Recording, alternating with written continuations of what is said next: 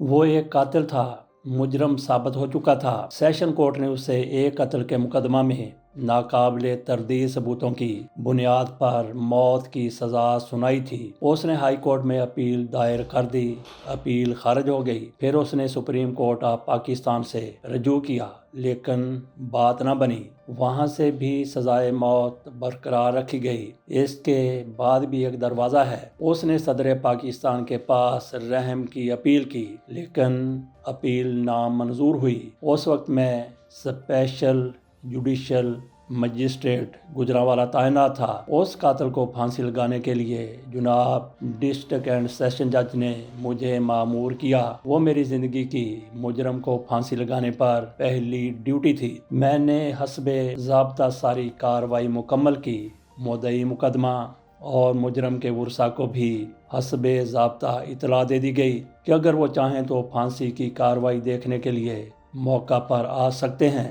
میرے پاس اس وقت گوجرانوالہ میں سرکاری گھر نہیں تھا۔ روزانہ کی بنیاد پر لاہور سے گوجرانوالہ جایا کرتا تھا۔ پھانسی چونکہ الصبح دی جانی تھی، اس لیے مجھے گوجرانوالہ میں ہی رکنا پڑا۔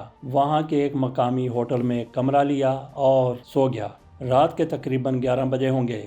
میرے موبائل کی گھنٹی بجی۔ موبائل اٹھایا، دیکھا تو کسی نامعلوم نمبر سے کال تھی۔ میں نے کال اٹینڈ نہ کی۔ پھر موبائل پر مسلسل اسی نمبر سے کال آتی رہی۔ آخر تنگ آ کر میں نے کال اٹینڈ کی۔ دوسری طرف سے ایک اجنبی بول رہا تھا۔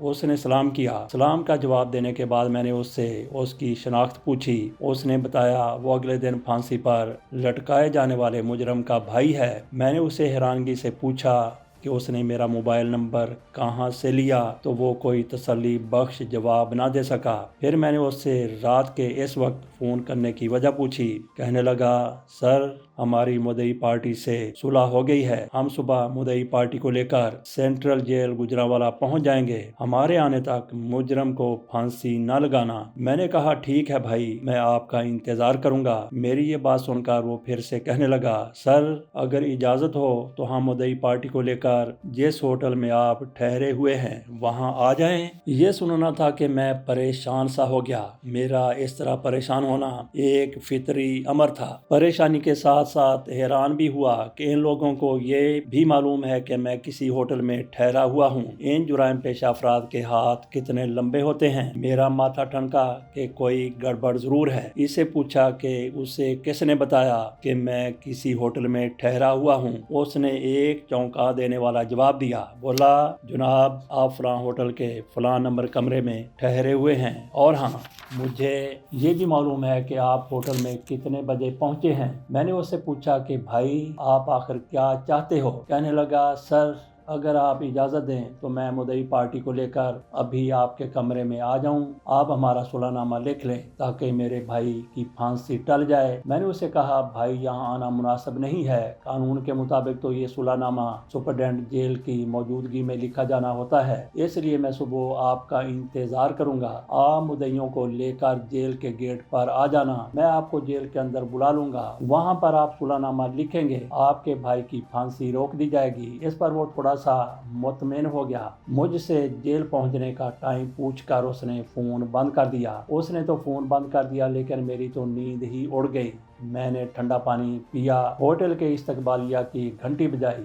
بہرا آیا تو اسے چائے کا آرڈر دیا، ساتھ ہی اسے کہا کہ وہ ہوٹل کے مینیجر کو میرے کمرے میں بھیجے۔ تھوڑی دیر میں ہوٹل کا مینیجر میرے کمرے میں تھا۔ رات کے تقریباً 12 بج چکے تھے۔ مجھے پریشان دیکھ کر مینیجر نے خیریت دریافت کی۔ میں نے اس سے اپنے خوف اور پریشانی کو چھپانے کی بھرپور کوشش کی، لیکن وہ پہلے سے سمجھ چکا تھا کہ میں پریشان ہوں۔ میں نے اس سے پوچھا کہ ہوٹل کی سیکیورٹی کی کیا پوزیشن ہے؟ کہنے لگا، سر سیکیورٹی تو تسلی بخش ہے۔ کیوں سر، آپ کیوں پوچھ رہے ہیں؟ میں نے کہا کہ کچھ نہیں، بس ویسے ہی پوچھ رہا تھا۔ پھر میں نے اسے کہا کہ ایک تو اس وقت کے بعد آپ کے ہوٹل میں صبح تک کوئی بندہ داخل نہیں ہونا چاہیے۔ دوسرا یہ کہ اپنے سٹاف کو الرٹ کر دو کہ میں جب بھی گھنٹی بجاؤں تو وہ فوراً حاضر ہو جائے۔ پھر اس سے دریافت کیا گیا کہ ہوٹل کے گیٹ کتنے ہیں۔ اس نے نہایت پریشانی کے عالم میں بتایا، سر ہوٹل کے 2 گیٹ ہیں، ایک گیٹ ہوٹل کے عقب میں بھی ہے جسے ہم نے کسی ایمرجنسی کے لیے رکھا ہوا ہے۔ پھر میں نے اس اس سے پوچھا یہاں سے سینٹرل جیل گجرانوالہ کو جانے کے لیے کتنے راستے ہیں اور سب سے شارٹ راستہ کون سا ہے۔ اس نے مجھے 3 راستے سمجھا دیے۔ پھر میں نے اسے بتایا کہ اپنے سٹاف کو یہ بتا دے کہ صبح میں جس گیٹ سے نکلنا چاہوں گا انہیں نکلنے سے پہلے بتا دوں گا، وہ بغیر تاخیر کے ہوٹل کے گیٹ کو کھول دیں۔ یہ کہہ کر میں نے اسے جانے کی اجازت دے دی۔ پریشانی تھی کہ ختم ہونے کا نام نہیں لے رہی تھی۔ پھر میں نے سینٹرل جیل گجرانوالہ میں فون کیا۔ جیل میں ٹیلی فون ڈیوٹی پر موجود اہلکار کو بتایا کہ میں جیل کے نزدیک پہنچ کر انہیں فون کروں گا۔ میری گاڑی گیٹ پر پہنچنے سے قبل جیل کا دروازہ کھلا ہونا چاہیے تاکہ میری گاڑی کو گیٹ کے باہر کھڑے ہو کر انتظار نہ کرنا پڑے۔ مقامی پولیس کو میں نے سیکیورٹی کے لیے جان بوجھ کر فون نہ کیا کیونکہ اس صورت میں خدشہ تھا کہ مقامی پولیس مجرم پارٹی سے ساز باز ہو کر کسی کارروائی کا حصہ بن سکتی تھی۔ اس کے بعد میں نے اپنا ذاتی موزر اپنے بیگ سے نکالا، اسے لوڈ کیا اور اپنے پاس رکھ لیا تاکہ کسی ایمرجنسی کی صورت میں اس سے بھی کام لیا جا سکے۔ مجھے نیند بالکل بھی نہیں آ رہی تھی۔ ویسے میرا ہوٹل سے صبح 4 بجے نکلنے کا پلان تھا، لیکن جب رات کے 3:30 بجے تو میں نے اپنے ڈرائیور کو بلایا اور اسے کہا کہ گاڑی کو سٹارٹ کرے۔ ساتھ ہی ہوٹل کے استقبالیہ میں کال کی۔ بہرا فوراً پہنچا۔ میں نے اسے بھی اپنی گاڑی کے پاس بھیج دیا اور اسے کہا کہ میں جس گیٹ سے باہر نکلنا چاہوں گا اس گیٹ کو فوری طور پر کھلوا دینا۔ ہوٹل سے سینٹرل جیل تقریباً 10 منٹ کی مسافت پر تھی۔ میں کمرے سے نکلا، گاڑی میں بیٹھا، بیرک وقت بھی گیٹ کی طرف اشارہ کیا، ڈرائیور کو گاڑی بھگانے کا کہا اور اسے حکم دیا کہ وہ کسی بھی صورت میں نہ تو گاڑی کو آہستہ کرے اور نہ ہی روکے، اور جس راستے سے میں کہوں گا اسی راستے پر گاڑی کو بھگاتا چلا جائے گا۔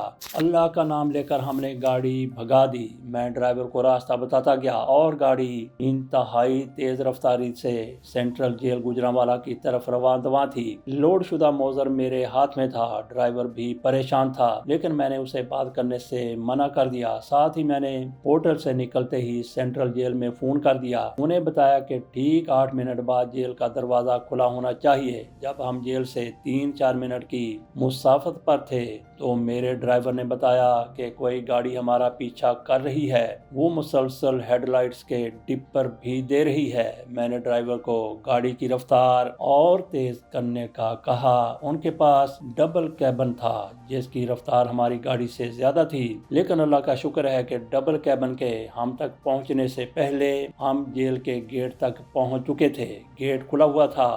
ہم گیٹ کے اندر داخل ہو گئے اور ڈالا جیل کے گیٹ پر پہنچ کر رکا اور پھر آگے نکل گیا۔ گیٹ پر کھڑے جیل ملازمین نے بھی اس ڈالے کو دیکھا۔ جب انہوں نے اس کا رجسٹریشن نمبر لکھنے کی کوشش کی تو معلوم ہوا کہ اس پر تو کوئی نمبر پلیٹ لگی ہوئی نہیں تھی۔ میں مقررہ وقت سے 1 گھنٹہ پہلے ہی جیل پہنچ گیا تھا۔ جیل سپرڈنٹ کے دفتر میں بیٹھ کر ان کا انتظار کرنے لگا۔ سپرڈنٹ جیل چودھری اصغر علی بھی تشریف لے آئے۔ وہ آج کل DG جیل خانہ جات ہیں، بھلے مانس آدمی ہیں، بڑے چاقو چوبند افسران میں ان کا شمار ہوتا ہے۔ ہم دونوں نے اس دن خوب گپ شپ لگائی۔ اس رات کے واقعہ پر بھی کافی گفت و شنید ہوئی۔ سوچتے رہے کہ وہ لوگ چاہتے کیا تھے۔ یہ گتھی چودھری صاحب نے سلجھا دی۔ کہنے لگے، سر میری اطلاع کے مطابق جس مجرم کو آج پھانسی دی جانی ہے وہ ایک بہت بڑے وارداتی گروپ کا ممبر ہے۔ اس گروپ کا ریکارڈ بہت برا ہے۔ بندے کو مارنا تو کوئی جرم سمجھتے ہی نہیں۔ سننے میں آیا ہے کہ مجرم کے لواحقین نے مدعی پارٹی کو بہت ڈرایا دھمکایا تاکہ وہ صلح کر لیں، لیکن فی الحال مدعی پارٹی نہیں مان رہی۔ انہوں نے مدعی پارٹی کو قتل کی دھمکیاں بھی دی ہیں، لیکن ہماری پولیس نے ان کے خلاف کوئی کارروائی نہیں کی۔ مدعی پارٹی تو فی الحال ڈٹی ہوئی ہے، لیکن مجرم پارٹی کی پوری کوشش ہے کہ مدعی پارٹی کو ڈرا کر دھمکا کر صلح پر مجبور کر لیا جائے۔ میرے خیال میں مجرم پارٹی یہ چاہتی ہے کہ کسی نہ کسی طریقے سے آج مجرم کی پھانسی رک جائے، پھر انہیں 2-4 دن کا وقت مل جائے گا۔ اسی اسنا میں وہ دھانسلی یا کچھ لے دے کے مدعی پارٹی کو صلح پر مجبور کر لیں گے اور مجرم کی پھانسی ٹل جائے گی۔ مجرم پارٹی کا منصوبہ یہ ہوگا کہ وہ آپ کو چند گھنٹوں کے لیے اغوا کر لیں تاکہ آج کی پھانسی ٹل جائے، انہیں کچھ نہ کچھ وقت مل جائے، وہ معاملات کو کنٹرول کر لیں گے اور ان کے ساتھی کی جان بچ جائے گی۔ عبدالغفور چودھری اپنی کتاب سپاہی سے ڈپٹی کمشنر تک کے پہلے باب، جس کا نام ہے اختیارات بھی خطرات بھی، اس میں مزید لکھتے ہیں، مجھے چودھری صاحب کی بات میں کافی وزن نظر آیا کیونکہ ان لوگوں سے میری ذاتی دشمنی تو کوئی نہیں تھی، اگر وہ مجھے اغوا کر کے کوئی نقصان پہنچاتے تو ان کو تو کوئی فائدہ نہیں ہونا تھا، خام خواہ کا ایک اور مقدمہ ان کے خلاف درج ہو جانا تھا، لیکن اللہ کے فضل و کرم سے ان کا منصوبہ ناکام ہوا، میں ان کے شر سے محفوظ رہا۔ اسی اثناء میں مجرم کو پھانسی دینے کا وقت ہو گیا۔